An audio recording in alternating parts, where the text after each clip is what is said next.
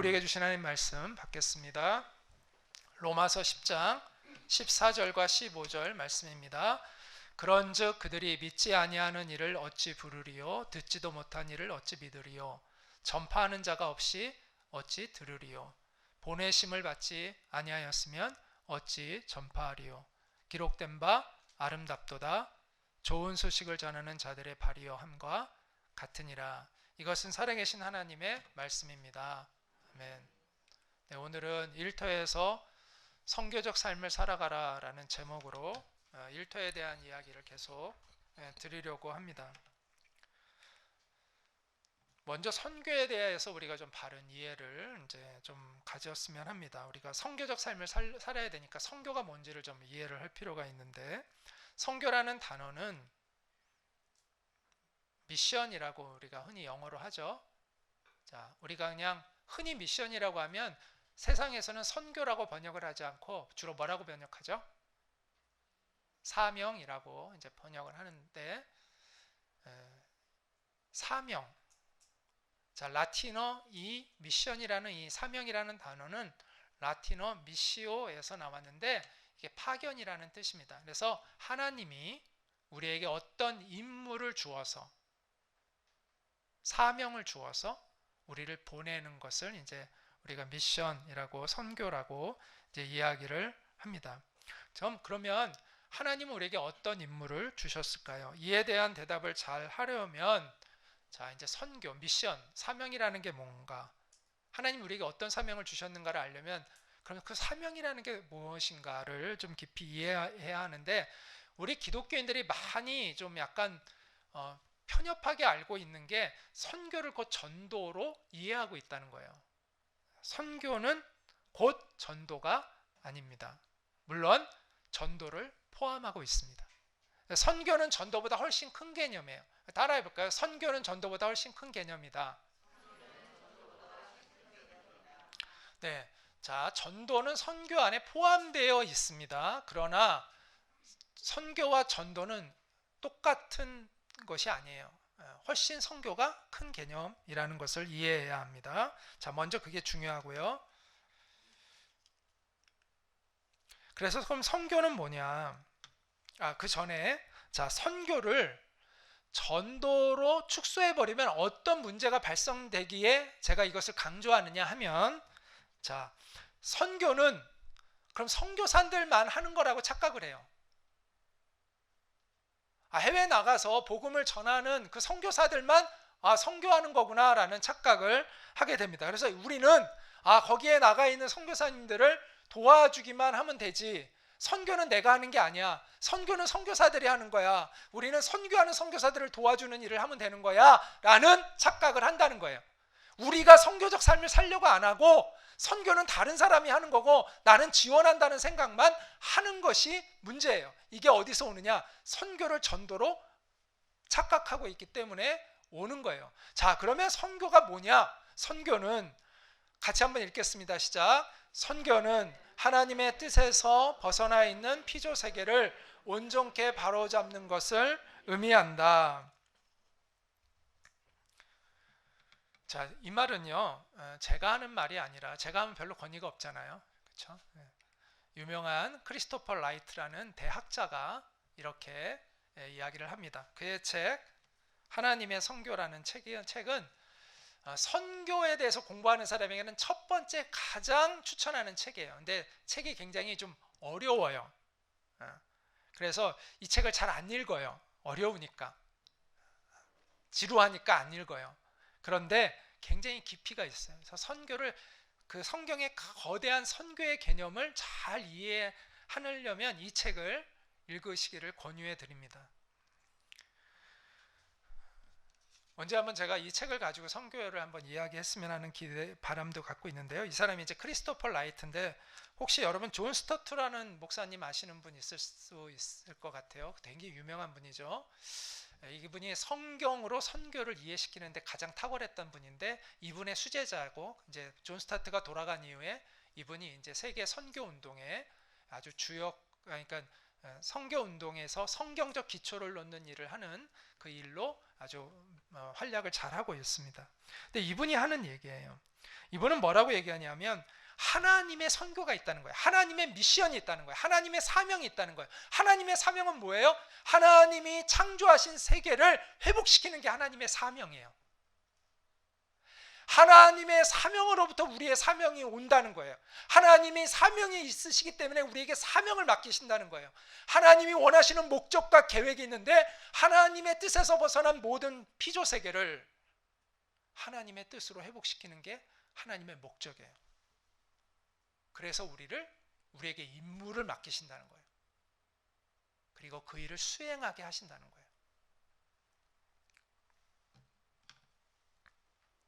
따라서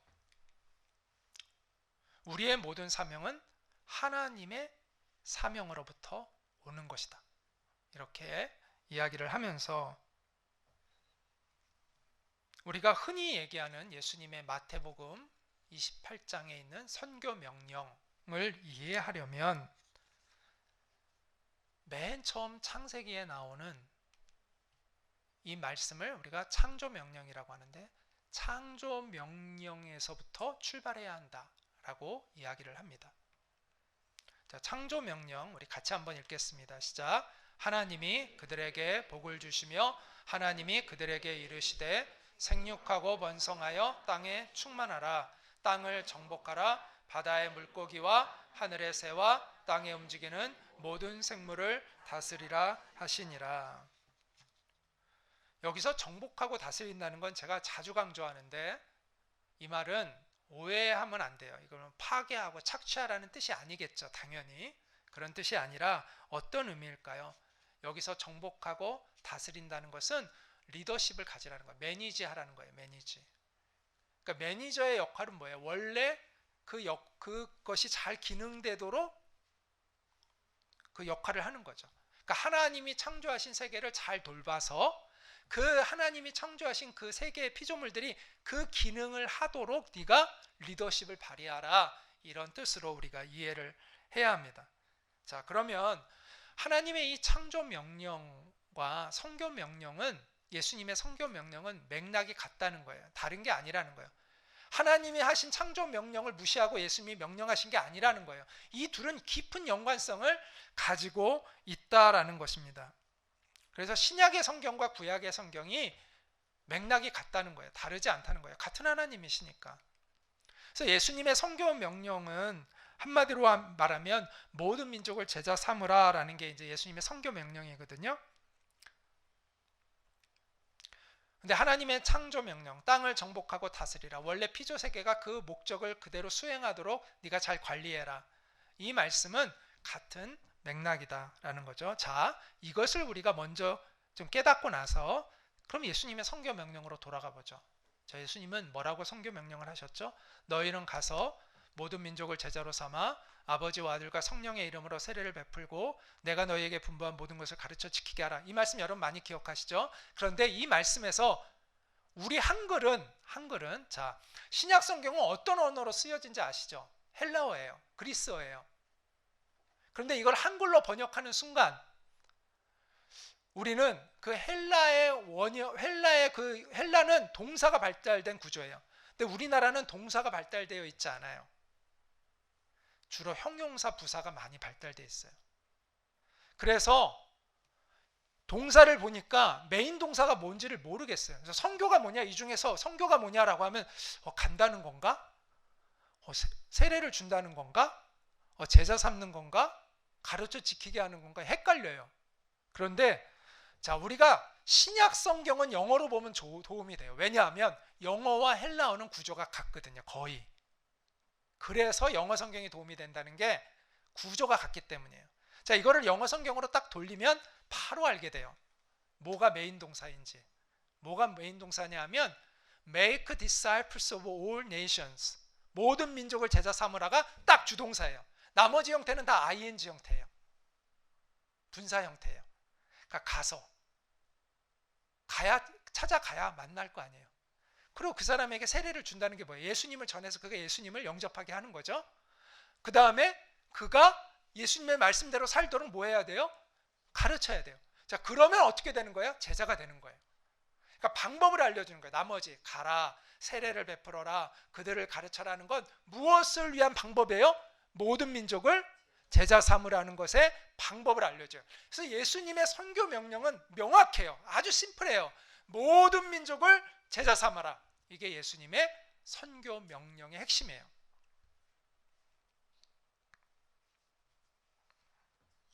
자, 그러면 제자가 된다는 것의 궁극적인 목적지는 뭔가?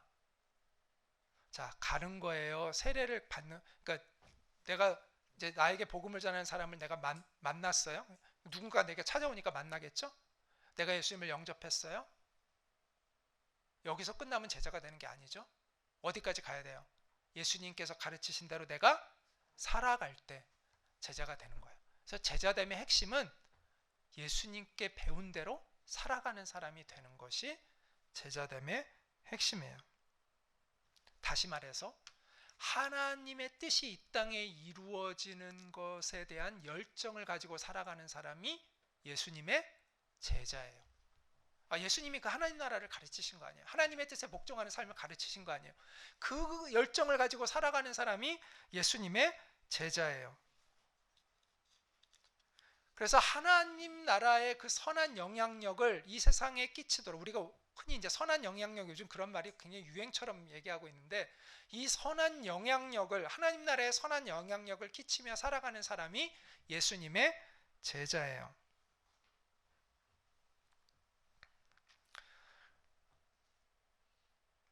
예수님이 너희는 모든 민족을 제자 삼아라라고 이제 선교 명령을 하셨는데, 또 예수님이 중요하게 우리에게 하신 말씀이 뭐냐면 너희는 세상의 빛과 소금이 되라예요. 그렇죠? 너희는 세상의 빛과 소금이 되라.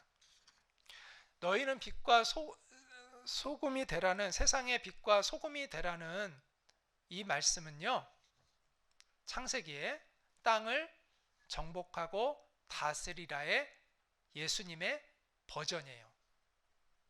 다른 얘기를 하신 게 아니라 땅을 정복하고 다스리라는 걸 예수님이 새로운 언어로 우리가 이해하기 쉽게 풀어주셨는데, 뭐라고 풀어주셨냐면 너희는 세상의 빛과 소금이 되라고 말씀하신 거예요. 그러니까 무슨 말을 하고 있는 거냐면 창세기의 창조 명령을 예수님은 계속해서 강조하고 있다는 거예요. 자, 그러면 예수님의 이 선교 명령, 모든 민족을 제자 삼으라는 그 말씀 안에는, 자, 제자가 된다는 건 예수님 말씀대로 살아가는 사람이죠. 그 사람은 이 세상에 무엇이 돼야 돼요? 빛과 소금이 돼야 되는 거죠. 그래서 예수님의 그 선교 명령 안에는 이미 창조 명령이 들어가 있는 거예요. 이해가 되시죠? 네. 그래서 이 창조 명령과 선교 명령은, 선교 명령이라는 것 안에 이미 창조 명령이 들어가 있다. 예수님이 우리에게 가르쳐 주신 대로 살아가라. 너희는 이 세상의 빛과 소금이 되라. 너희는 하나님 나라의 선한 영향력을 끼치는 사람이 되라는 그 말씀이 선교 명령 안에 들어가 있어. 단순히 전도만을 얘기하고 있지 않다는 거예요. 이거를 이해해야 돼요. 그래서 자, 선교라는 거는 영혼을 회복시키는 것도 포함되고 자연을 회복시키는 것도 포함돼요. 오늘날 자연이 너무 망가지고 있잖아요. 이 자연을 회복시키는 일의 사명을 우리 그리스도인들이 가져야 돼요. 앞으로 우리 세대까지는 아니었지만 앞으로 우리 후손들은요, 이 사명이 엄청난 사명이에요. 또 문화의 회복.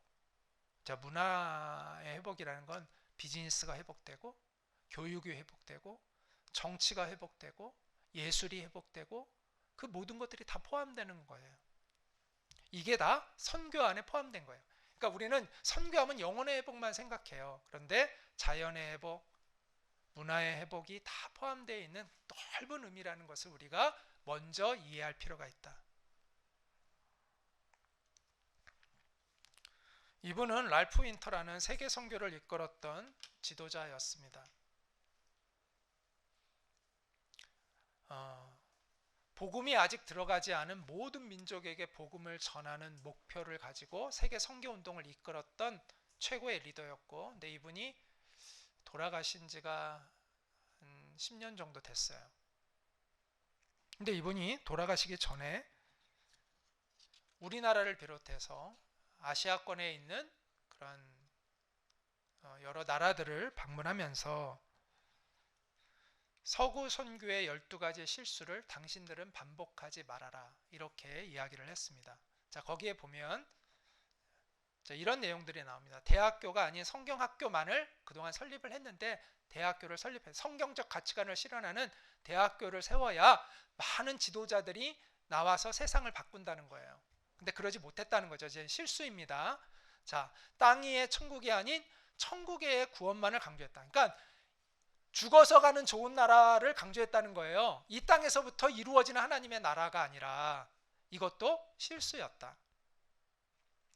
교회가 선교 기간을 거치지 않고 선교사를 직접 파송하는 것도 전문성이 떨어지죠. 비효율적이죠. 왜냐하면 교회가 선교를 깊이 이해하지 못하니까. 선교는 선교단체가 지도적으로 하고 교회가 그들을 서포트해서 같이 해야 되는데, 교회가 자기네들이 재정이 있고 하니까 우리가 직접 보낼래. 그러니까 그 선교사들이 선교에 대한 깊은 이해를 못하고 제대로 선교 사역을 못하는 경우들이 많았다라는 걸 얘기하는 거예요. 자, 전문 선교보다 단기 선교에 치중했다. 단기 선교가 때로는 필요하지만 단기 선교는 어마어마한 비용이 들어갑니다. 우리가 단기 선교 가려면 다 비행기 값 가야 될 거 아니에요. 다 자기 자비로. 그 비행기 값을 다 모아서 선교사님에게 주면 훨씬 더 낫죠. 우리가 가서 무슨 선교를 얼마나 하겠어요. 그냥 가서 구경하고 오는 거죠. 물론 그래서 내가 선교에 대해서 이해하고 선교에 대한 열정을 갖는 것은 의미가 있지만, 거기에 들어가는 비용 대비 매우 비효율적이죠. 이제 그걸 얘기하는 거예요. 기독교인이 되는 것은 서구 교회를 추종하는 사람이 되는 게 아니에요. 우리가 서양 사람들처럼 예배하는 사람이 되는 걸 의미하는 게 아니에요. 예수님의 제자가 되는 것이죠. 그런데 그렇게 착각했다는 거죠. 우리가 서구화되는 것으로 착각하게 만들었다는 거예요. 또 자립적 선교보다는 물질적 후원의 비중을 두었다. 그들이 자립하게 도와야 되는데 계속 그냥 후원만 하는 거죠. 그 다음에 장기 선교사 대신 단기 선교사를 파송했다. 이것도 비효율적이죠. 우리가 언어만 배운 것도 몇 년이 걸리는데 단기 선교하면 그 열매가 있겠습니까? 오랫동안 그곳에 한 곳에 가서 오랫동안 선교사가 선교를 해야 열매를 거두는 거죠. 그 다음에 비즈니스 선교에 대한 이해가 부족했다. 그래서 비즈니스 선교를 거부했다는 거죠. 오늘날 비즈니스의 시대인데도. 이제 이 얘기는 우리가 오해하면 안 되는데, 목회자들을 비즈니스맨으로 만들자는 얘기는 아니에요. 저는 목회자들이요, 목회를 안 하고 비즈니스 하는 거에 대해서 전 반대해요. 목회와 비즈니스는 둘 다 하기 어려워요. 목회자는 목회를 하게 해야 돼요. 그리고 비즈니스맨은 비즈니스를 하는 거예요. 근데 협력해야 되죠, 서로. 근데 어떤 목사님이 특별히 너무 비즈니스에 은사가 있어서 목회보다는 자기는 비즈니스맨으로 가겠다. 오케이. 그러나 중요한 건 목회자를 다, 선교사들을 다 비즈니스맨으로 만드는 게 비즈니스 선교가 아니에요. 여기에서 비즈니스를 하는 사람들이 선교적 사명을 가지고 선교지에 가서 비즈니스를 하게 하면서 거기에 있는 선교사들과 협력해서 복음을 전하는 일을 잘하게 하는 게 비즈니스 선교에 대한 이해예요. 근데 이거를 잘못 오해하는 사람들이 많아요. 이제 그런 얘기고, 자, 그 다음에 질병의 근절이 아닌 치료로 그쳤다. 질병을 예방할 수 있게끔 해야 되죠. 그 다음에 평화만 생각하고 영적 전쟁에 대해서는 생각하지 못했다. 무슨 얘기냐면 불의한 권력과 맞서서 투쟁하는 것도 하나님의 정의를 이루는 것도 선교라는 거예요. 그 다음에 과학을 친구로 보지 못하고 적대시했다. 과학은 하나님이 창조하신 세계의 원리를 이해하는 것이죠. 그래서 과학을 적대시할 필요가 없는 거예요. 또 복음 전도가 사회 변혁, 이 사회가 정의롭게 하나님의 정의가 실현되어지는 사회가 되는데 기여해야 하는 것이죠. 그런데 그것이 잘 입증되지 못했다. 이게 이제 실수예요. 그러니까 당신들은 서구 교회가 전한 복음이 아니라 성경이 전하는 복음을 제대로 가르쳐라. 그래서 영혼도 구원하고 불의한 세상의 문화도 바꿔가고 하나님의 공의와 정의가 이루어지도록 사회를 만들어가는 일도 당신들은 해야 된다. 이제 이거를 강조한 것이죠. 저는 랄프 윈터 박사님은 정말 훌륭하신 분이다라고 생각해요. 왜냐하면 자기가 이끌어왔던 서구 선교가 자기가 이끌어왔던 리더 아닙니까? 근데 자기가 이런 실수를 했다는 걸 고백하는 거예요. 저는 이런 점이 정말 우리가 배워야 될 점인 것 같아요. 우리는 끝까지 자기가 옳았다고 얘기하려고 하잖아요. 그런데 이분은 솔직하게 우리가 이런 실수를 했다. 당신들은 우리가 했던 실수를 되풀이하지 말아라라고 해주는 게 얼마나 겸손하고 얼마나 정말 좋은 리더입니까? 좋은 리더는요, 자기의 실수를 감추는 리더가 좋은 리더가 아니에요. 오히려 그것을 솔직하게 인정할 수 있는 리더가 좋은 리더예요. 꼭 기억하시기 바랍니다. 그래서 이 랄프 윈터는 교회가 온전한 복음, 하나님 나라의 복음을 전해야 된다. 죽어서 들어가는 그런 얄팍한 복음이 아니라 하나님이 통치하시는 삶의 세계, 그 하나님 나라의 복음을 전해야 한다라고 이야기를 하면서 사회적 문제들에 기독교인들이 관심을 갖고 질병과 빈곤을 퇴치하는 일에 기독교인들이 앞장서야 된다라고 이야기를 했습니다. 그래서 이 트랜스포메이션이라는 이 사회 변혁에 굉장히 강조점을 많이 뒀죠. 왜냐하면 이 부분이 그동안 상대적으로 너무나 약화되었기 때문입니다. 아프리카의 가나, 케냐, 나이지리아는 기독교가 전파된 지가 거의 한 300년 가까이 되고요. 기독교 인구가 50% 이상입니다. 우리나라가 기독교 인구가 한 20% 되죠. 이 아프리카의 케냐, 나이지리아, 가나는 기독교 인구가 50%에 가깝거나 넘어요. 엄청나죠. 그런데 여러분 어때요? 되게 그 나라들이 건강한 나라들, 되게 이렇게 사회가 정의로운 나라들로 여겨지나요? 그렇지 않죠. 가난하고 질병도 많고 그 안에 부패도 많고 굉장한 갈등과 대립 가운데 있는 게 느껴지잖아요. 자, 복음은 전해졌어요. 많은 사람이 기독교를 믿어요. 그런데 변화가 안 된 거예요. 삶이 변화가 안 되고 사회가 안 바뀌어요. 이게 그동안 그들에게 복음을 전했던 서구 교회가 고민하게 되는 지점인 거예요. 우리가 뭘 잘못했지? 기독교인이 50%가 넘는데 왜 그들은 변화되지 않는 거지? 우리가 무슨 실수를 한 거지? 우리가 제대로 복음을 못 전했구나. 그러한 자기 반성이 200년 동안 세계 선교를 이끌어왔던 서구 교회 안에서 일어나게 된 것이죠. 아까도 얘기한 대로 선교는 하나님의 뜻에서 왜곡되어진 이 세상을 하나님의 뜻으로 바로잡는 모든 것이 선교입니다.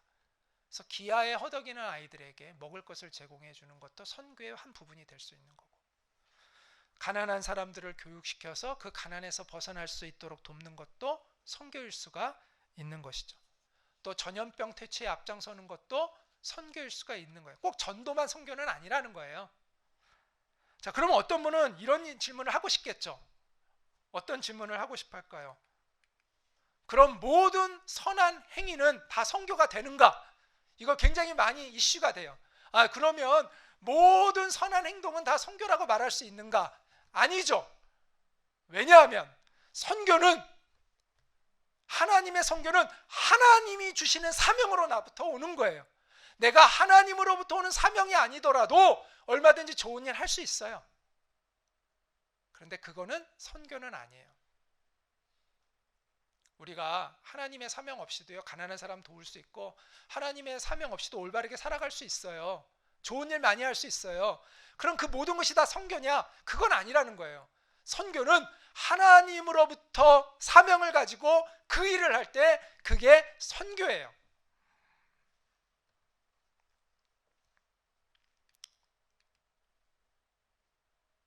왜냐하면 선교는 하나님으로부터 오는 사명이기 때문에. 제가 전에 TV에서 알쓸 신잡이라는 걸 할 때 그 프로그램에서 그 유시민 작가가 사람들이 흉내만 내어도 좋을 분이 있다. 이분이 너무 우리 사회에서 과소평가되었다 라고 하면서 이야기한 분이 있는데 그분이 바로 장기려 박사입니다. 이분은 정말 진정한 그리스도인이었고 우리나라의 그 의료 제도가 이분이 만들었던 그 청십자 의료 그 재단의 그 모델을 받아서 우리나라가 의료 혜택 제도를 만들었어요. 이분은 빈민촌을 다니면서 평생 의료 선교를 했어요. 가난한 사람들을 치유하는 일을 했어요. 이분은 뭐 그들을 만나서 그들에게 뭐 예수님 믿으라고 하진 않았지만 평생을 가난한 사람들을 찾아다니며 의료 활동을 했고요. 이분의 제자들이 지금도 그런 일들을 계속 하고 있어요. 자, 이분은 뭐 때문에 그런 삶을 살았을까요? 그가 하나님께 받은 사명으로 그것을 여겼기 때문이죠. 그러면 이분이 빈민촌에 가서 의술 활동을 펼친 것은 선교인가요? 아닌가요? 선교이죠. 하나님이 주신 사명감에 그가 복종해서 그렇게 했기 때문에 이것은 선교인 것이죠. 선교를 이처럼 지금 제가 이야기한 것처럼 이렇게 광의적으로 넓게 해석하는 것에 대해서 문제 제기를 하는 분들이 있어요. 그러면 세계 선교가 약화된다 이렇게 주장하는 분들이 있어요. 선교를 그렇게 넓게 확대하지 마라. 선교를 해외에 나가서 전도하는 것에 집중하도록 해야지 왜 그렇게 넓혀놓냐. 그러면 결국은 아무것도 선교가 아닌 게 된다. 선교가 남지 않는다 이렇게 얘기를 해요. 모든 것이 선교라면 아무것도 선교가 아니다 이렇게 주장을 해요. 그런데 저는 이렇게 묻고 싶어요. 모든 게 선교가 되면 안 되나? 그리스도인들이 모든 것을 선교적 사명감으로 하면 안 되나? 모든 그리스도인들이 선교적 사명감을 가지고 그들의 삶의 자리에서 꼭 전도를 안 하더라도 선교적 사명감으로 살아가면 문제가 생기나? 그러지 않아서 문제인 거죠 지금. 그렇잖아요. 뭐가 문제예요?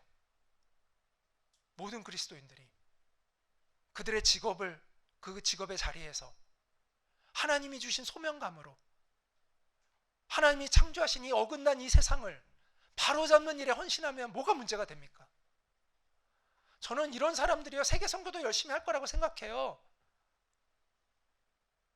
자기의 삶의 현장에서 하나님 나라의 열심을 가지고 살아가는 사람이 세계 선교에도 관심을 갖고 거기에도 자기의 재능을 헌신하고 물질도 쏟아내는 것이지.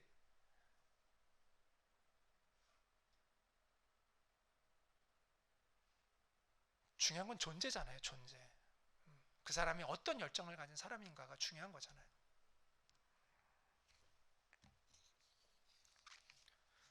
교회의 본질은요 선교하는 공동체예요. 교회는 모든 성도들이 그들의 삶의 현장에서 선교하며 살도록 격려하는 공동체가 돼야 돼요. 제가 얘기하는 선교적 교회라는 이야기는 여러분들이 다 해외 선교를 가야 된다는 의미가 아니라 1차적 의미는 여러분이 살아가는 삶의 현장을 선교지로 인식하고 거기서 하나님 나라의 증인으로 살아가야 된다는 걸 얘기하는 거예요. 제가 우리 교회는 선교적 교회가 돼야 됩니다. 선교적 공동체가 되어야 합니다. 라는 얘기는 그거예요. 여러분이 살아가는 모든 삶의 현장에서 하나님 나라의 증인으로 살아가는 것을 의미하는 거예요. 의사면 소명감을 가지고 의술을 펼치고 교사라면 그 소명감을 가지고 학생들을 가르치고 그가 정치인이라면 그 권력을 쫓아가는 사람이 아니라 정말 올바른 정치를 하도록 헌신하는 사람이 되는 것을 의미하는 거예요. 비즈니스맨이라면 사명감을 가지고 하나님이 기뻐하시는 비즈니스를 펼치는 사람이 되는 것을 의미하는 거예요. 자, 선교를 우리는 그렇게 먼저 이해해야 돼요. 그럼 우리 모두가 선교적 사명을 갖고 있다는 걸 깨닫게 되는 거예요. 선교는요 소수 해외 선교사들만의 전유물이 아닙니다. 우리는 다 가는 곳이 있어요. 자, 여러분 내일부터 또 가는 곳이 있잖아요. 거기 가실 때 그냥 가면 안 돼요. 선교적 사명감을 가지고 가시는 거예요. 그래서 모든 그리스도인은 가는 사람들이에요. 가는 사람들. 우리는 가는 선교사, 보내는 선교사 이렇게 이분화시키잖아요. 누구는 가는 선교사, 누구는 보내는 선교사, 해외 선교사님은 가는 선교사, 우리는 보내는 선교사. 물론 그 말도 일부는 맞아요. 그러나 우리는 동시에 가는 사람들이에요. 우리는 가는 사람이며 동시에 보내는 사람이에요. 무슨 얘기냐면 여러분이 이제 내일부터 가잖아요. 일터로 가잖아요. 여러분이 선교적 사명감을 가지고 가는 거예요. 그리고 지금 여러분들이 옆에 있는 사람을 축복하며 보내는 거예요. 내일부터 가는 그 선교지에서 당신이 하나님의 사람으로 가기를 나는 축복하며 기도합니다라는 것이 우리의 교제인 거예요. 그리고 해외에 나가서 전도하기 위해 애쓰고 있는 정말 헌신된 우리의 동지들, 그들은 이제 선교사들이죠. 그들을 우리가 또한 뒤에서 보내는 일, 후원하는 일을 하는 거예요. 그래서 우리는 다 가는 사람이며 동시에 보내는 사람입니다. 한번 따라해볼까요? 우리는 모두가 가는 사람이고 동시에 보내는 사람들이다. 이 의식을 꼭 가지시기 바랍니다. 여러분이 간다는 의식을 가져야 됩니다. 교회는 흔히 5가지의 사역을 한다고 말합니다. 자, 뭐가 있냐면 예배, 교육, 선교, 봉사, 친교. 보통 이렇게 가르쳐요. 저도 신학교 다닐 때 그렇게 배워요. 그런데 저는 이 5가지로 이야기하는 것에 문제의식을 갖고 있어요. 왜냐하면 무게가 다 똑같은 게 아니에요. 두 기둥이 있어요. 교회는 두 기둥을. 그게 뭐냐면 따라해볼게요. 예배와 선교. 예배와 선교가 두 기둥이에요. 나머지는 보조적인 거예요. 그래서 이 똑같은 무게가 있는 게 아니에요. 교회는 예배 공동체이며 선교 공동체예요. 모이면 예배하고 흩어지면 선교하는 게 교회예요. 자, 선교를 여러분이 바르게 이해하니까 지금 이게 무슨 말인지 이해가 되는 거예요. 만약 선교를 해외 선교로 이해했으면 그게 무슨 얘기야? 라고 여러분이 지금 착각할 텐데 지금 선교에 대한 개념을 여러분이 이해하고 있기 때문에 이 말을 알아듣는 거예요. 자, 교회는 예배와 선교예요. 모이면 예배하고 지금 모였잖아요. 모여서 우리가 예배하고 흩어져서 이제 선교하고 다시 모여서 우리가 예배하고 힘을 얻고 다시 나가서 선교하는 거예요. 이게 교회예요. 이걸 잘하기 위해서 우리가 교육도 하고 봉사도 하고 친교도 하는 거예요. 자, 보세요. 우리가 교육한다고 해서 무슨 특별한 교육을 합니까? 우리가 뭐 세상 영어 수학 배웁니까? 아니잖아요. 무슨 교육을 해요? 성숙한 예배자 되도록 교육하는 거예요. 그래서 우리의 교육은 딴 거 없어요. 여러분이 성숙한 예배자 되고 세상에 나가서 잘 선교하도록 그런 사람 되도록 하는 교육을 하는 거죠. 예배와 선교를 위한 교육을 하는 거잖아요. 다른 교육 없어요. 자, 봉사라는 게 뭐예요? 봉사라는 게 세상에서는 봉사이지만 우리는 그걸 하나님의 사명으로 하잖아요. 가난한 사람 돕는 거 세상 사람들은 너희 좋은 봉사 활동 안 해. 근데 우리는 그걸 사명감으로 하는 거잖아요. 그럼 이게 곧 선교예요. 봉사는 사실은 선교 안에 들어가 있는 거예요. 자, 그럼 친교는 뭘까요? 우리가 뭐 노래방 가서 노래합니까? 그런 게 아니잖아요. 우리끼리 막 즐겁게 막 떠드는 게 좀 친교예요? 그게 아니라 동지애를 느끼며 격려해 주는 게 친교잖아요. 우리가 말하는. 우리가 무슨 뜬구름 잡는 뭐 그냥 즐겁게 막 노락하고 뭐 이런 겁니까? 그게 아니잖아요. 여러분 소그룹을 왜 우리가 해야 되는 거예요? 그게 친교인 거예요. 그 사람의 삶의 이야기를 듣고 그를 격려해 주고 축복해 주고 그가 지쳐 있으면 회복되도록 도와주고 서로 기도해 주고 그렇게 해서 그가 예배자로 살아가도록 선교사적 삶을 살아가도록 여러분이 서로 격려해 주는 것이 바로 친교예요. 그래서 교회는 2가지의 기둥입니다. 예배와 선교. 이걸 잘하기 위해서 나머지를 하는 거예요. 이걸 잘 이해해야 여러분이 교회를 잘 이해하고 있는 거예요. 그래서 어떤 사람이 어떤 오해를 하게 되면 이걸 다 같은 줄 알아요. 그래서 우리 교회는 친교를 많이 해야 되는데 왜 이렇게 친교가 약하냐? 그리고 우리 교회에서는 왜 이런 각종 다양한 세미나를 안 하냐? 이게 지금 교회가 교육하고 지금 봉사한다고 하니까 이 교회 교육과 봉사를 세상적인 개념으로 이해하고 있기 때문에 이러는 거예요. 지금 사실은요, 우리가 예배와 선교에 집중해야 되는 거예요. 그걸 잘하기 위해서 교육이 필요하고 그걸 잘하기 위해서 선교하는 친교가 필요한 것일 뿐이에요. 그건 해도 되고 안 해도 돼. 물론 해도 괜찮아요. 그렇게 해도 되는데 예배와 선교라는 이 두 기둥이 견고하게 설 때 이게 의미가 있는 거지, 그게 견고히 서 있지 않으면 나머지는 중요하지 않아요.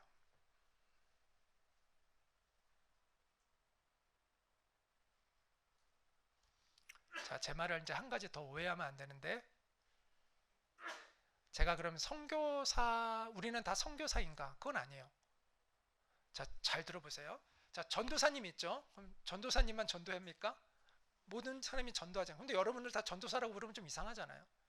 하나님 말씀을 전하는 사람을 특별히 목사라고 세웠죠. 저 같은 사람은. 그럼 여러분도 하나님 말씀을 사람들에게 막 전해요. 그럼 여러분은 목사라고 하면 좀 이상하잖아요. 마찬가지예요. 선교사라는 우리가 제도를 만드는 거잖아요. 그래서 우리가 특정한 교육을 받아서 이것을 거쳐서 이런 사람을 선교사로 우리가 합니다라고 했지만, 그럼 선교사만 선교하냐? 그건 아니죠. 목회자만 말씀 전하냐? 그건 아니잖아요. 전도사만 전도하냐? 그게 아니잖아요. 선교사라는 제도는 있는 거예요. 그래서 우리 모두가 다 선교사가 되자가면 선교사님들이 굉장히 기분 나빠하세요. 우리가 그렇게 주장하면 안 돼요. 그거는 특별한 훈련을 받고 그렇게 헌신한 거고, 그러나 우리 역시 선교에 동참하는 선교적 삶을 사는 사람이 되어야 한다는 걸 지금 말씀을 드리는 것입니다. 자, 이제 선교에 대한 이해를 이제 확고하게 한 후에, 그러면 이제 전도는 그럼 중요하지 않냐? 중요하죠. 너무 중요하죠. 성경에서 가장 중요한, 이 선교 중에서 가장 중요한 것이 또 전도죠. 전도를 빼고는 선교를 논할 수는 없어요. 왜냐하면 영혼 구원은 하나님이 회복시키고자 하시는 모든 많은 것들이 회복시키기를 원하시는데, 그 중에 가장 중요한 거, 가장 근본적인 것은 영혼의 회복이죠. 전도는 영혼을 회복시키는 일이니까 중요하고, 그래서 복음은 반드시 전해져야 합니다. 사람은요, 죽음으로 끝나는 존재가 아닙니다. 죽으면 반드시 하나님의 심판대 앞에 서게 됩니다.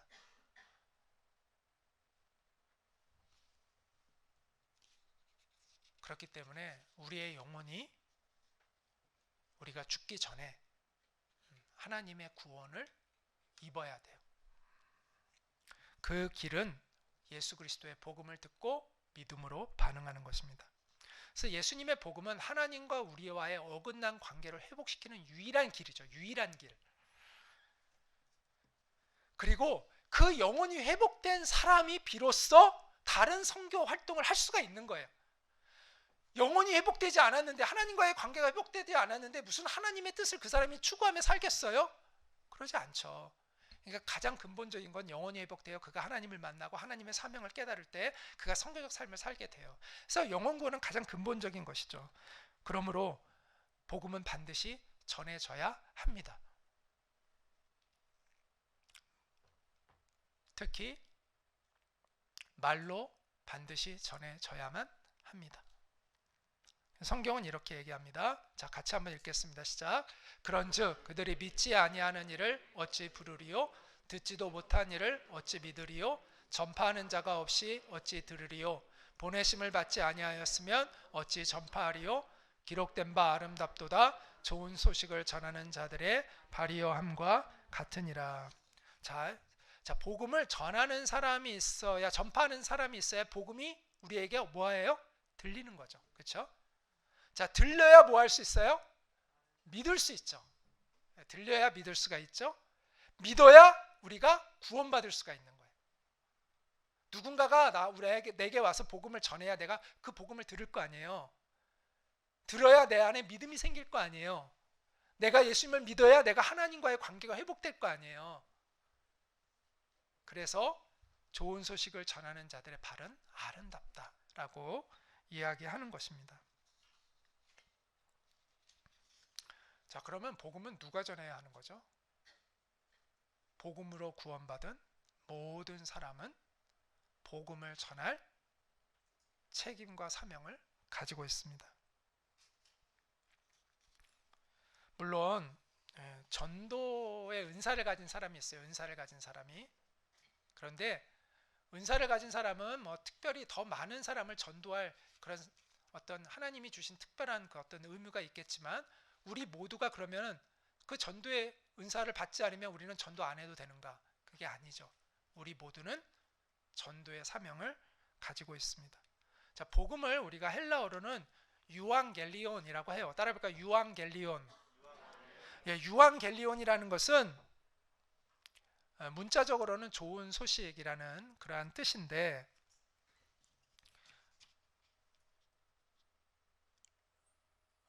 그 로마 시대에 이 유앙겔리온이라는 이 단어는 승전보를 얘기했어요. 왕이 아들을 낳은 소식이거나 아니면은 승전보, 전쟁에서 이긴 소식을 유앙겔리온이라고 했어요. 그러니까 이 말은 무슨 얘기냐면 반드시 전해져야 할 좋은 소식이에요.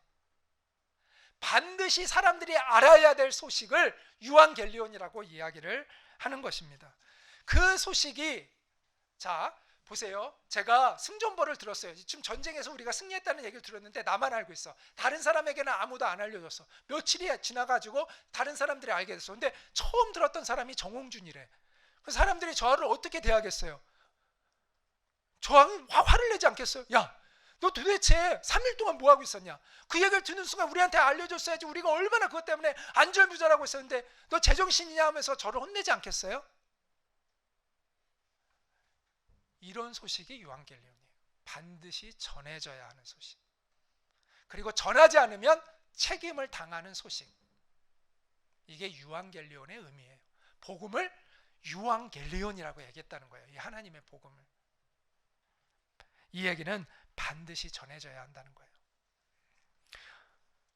그래서 성경은 마가복음 1장 1절에 하나님의 아들 예수 그리스도의 복음의 시작이라, 성경은 이렇게 얘기합니다.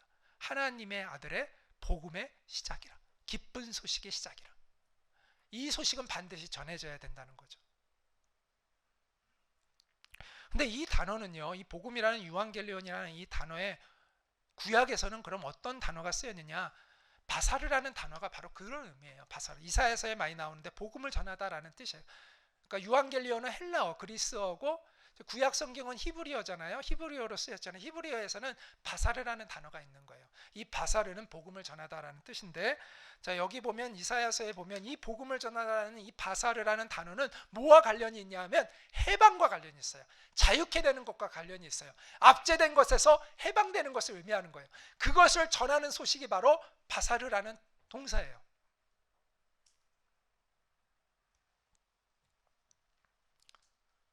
그래서 복음은 반드시 전해져야 하는 소식을 의미합니다. 자, 예수님의 복음은 우리를 해방시킨 소식이죠. 죄로부터, 죽음의 권세로부터 우리를 자유케 한 바사르, 전해져야 하는 소식이죠. 그래서 온 세상이 알아야 하는 소식인 것입니다. 그래서 예수님은 이렇게 말씀하셨습니다. 같이 읽어볼까요? 이 천국 복음이 모든 민족에게 증언되기 위하여 온 세상에 전파되리니 그제야 끝이 오리라. 이렇게 말씀하셨습니다. 왜 우리가 세계 복음화에 힘써야 되느냐? 예수님이 다시 오시는 일을 우리가 앞당기기 위해서 우리가 복음을 전해야 하는 것이죠. 물론 그들의 영혼을 구원해야 되기도 하지만 또한 예수님이 오시는 그 길을 우리가 평탄케 하는 일이 바로 세계 선교인 것입니다. 자, 복음은요 전파되어야 합니다. 근데 두 가지를 통해서 복음은 전해집니다. 말과 삶이에요. 자, 복음은 말로도 전해져야 하지만 삶으로도 전해져야 합니다. 우리가 복음을 전한다, 전파한다고 할 때 주로 우리는 뭘 생각하냐면 말로 전하는 걸 생각을 하죠. 그런데 복음은 말과 삶 모두로 전해져야 합니다. 삶으로 전해지는 복음을 우리는 보여주는 복음이라고 말할 수 있고, 말로 전하는 복음을 들려주는 복음, 이렇게 말할 수가 있습니다. 복음은요, 보여주어야 하고 또한 들려주어야 합니다. 따라해볼까요? 복음은 보여주어야 하고 또한 들려주어야 한다. 우리가 복음을 살아야 돼요. 복음을 살아가야 돼요. 그래서 복음을 사람들이 경험하게 해줘야 돼요. 우리를 보면서, 우리의 삶을 보면서 예수 그리스도를 느낄 수 있게 해야 돼요. 또 우리는 복음을 말로 또는 미디어 형태로 복음을 계속 전해야 돼요. 자, 뭐가 먼저이냐? 그건 중요하지 않아요. 어떨 때는 둘이 동시에 갈 수도 있고, 어떨 때는 보여주는 것이 먼저이고 나중에는 말로 하는 것이 나중이 될 수가 있죠. 여러분이 이슬람권에 가가지고 보여주는 복음을 안 전하고 말로부터 하는 복음을 전하면 바로 순교합니다. 먼저 보여주는 복음으로 해서 우정을 쌓고 전하는 복음이 있는 거죠. 그런데 우리나라는 반대로 가도 돼요. 뭐 우리가 먼저 말로 전하고 나중에 보여줘도 돼요. 그런데 두 가지가 같이 가야 돼요. 결과적으로는 같이 있어야 되는 거예요. 결과적으로는. 근데 분명한 건요, 우리가 삶으로 복음을 전하면 적은 말로도 전도가 돼요. 그런데 우리가 삶이 엉망이잖아요. 아무리 전해도요, 전도가 안 돼요.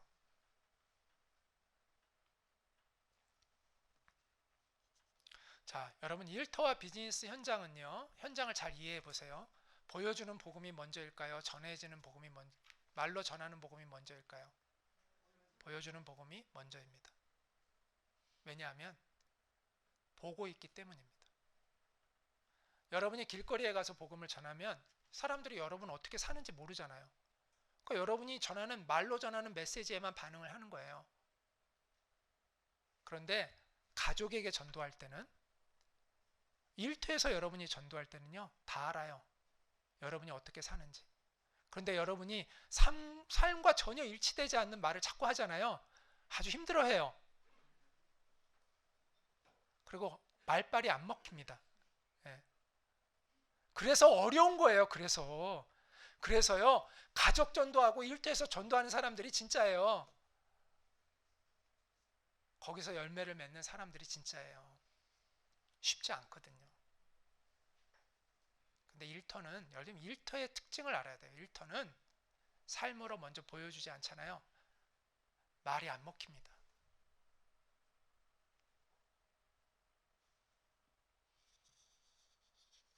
그래서 우리는 일터에서 삶으로 살아가는 복음으로 시작해서 또 용기를 가지고 복음을 전해야 되죠.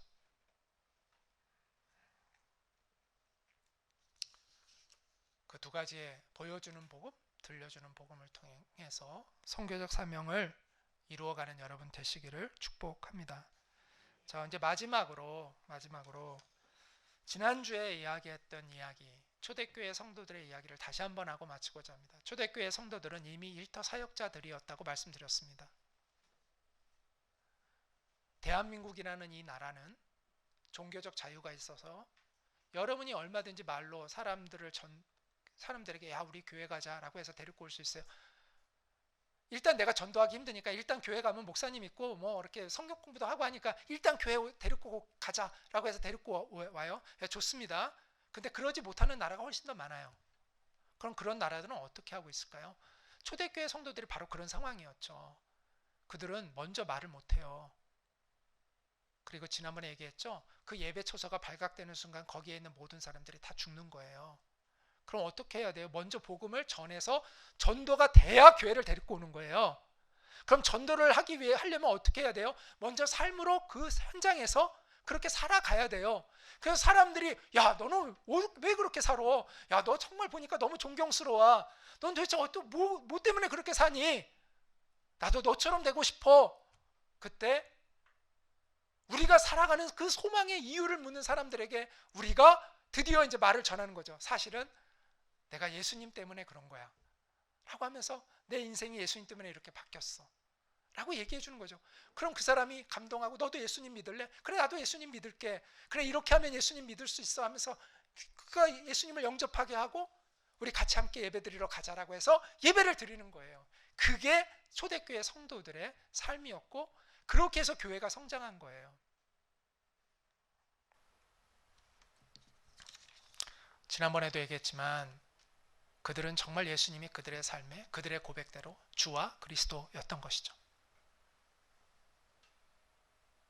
그들은 일상에서, 시장에서, 비즈니스 현장에서 예수님이 그들의 주님이셨던 것입니다. 그들은 보여주는 복음을 먼저 살았고 목숨을 걸고 또한 말로도 복음을 전했습니다. 사실 말로 복음을 전한다는 게 쉬운 일이 아니죠. 아무리 자기에게 호의적인 사람이라 하더라도 내가 그리스도인이라는 걸 밝히는 순간 이 사람이 마음 변해서 고발하면 자기는 이제 잡혀가는 거죠. 북한에서 지금도 그렇게 하고 있듯이. 그런데 그들은 삶으로 보여주고 때가 되면 목숨을 걸고 예수 그리스도의 복음을 전했습니다. 그래서 교회는 복음의 생명력으로 가득했던 것입니다. 그들이 매주 드렸던 그 예배는 어떤 예배였을까요? 그들이 드렸던 예배는 어떤 예배였을까요? 우리 안에도 그와 같은 복음의 생명력이 넘쳐나기를 간절히 소망합니다. 그래서 우리가 정말 예배하는 공동체, 모여서 정말 눈물로 예배하고 뜨겁게 예배하고 흩어져서 정말 하나님 앞에서 살아가고 또 우리의 지친 몸을 이끌고 다시 와서 우리가 함께 격려하며 또 하나님을 바라보고 또 하나님이 주시는 그 힘을 얻어서 세상에 나가서 또 선교적 사명을 감당하는 그러한 진정한 교회, 우리가 그런 교회를 함께 꿈꾸어 가기를 간절히 소망합니다. 초대교회가 보았던 그 하나님의 영광을 우리도 보기를 간절히 원하고 소망합니다.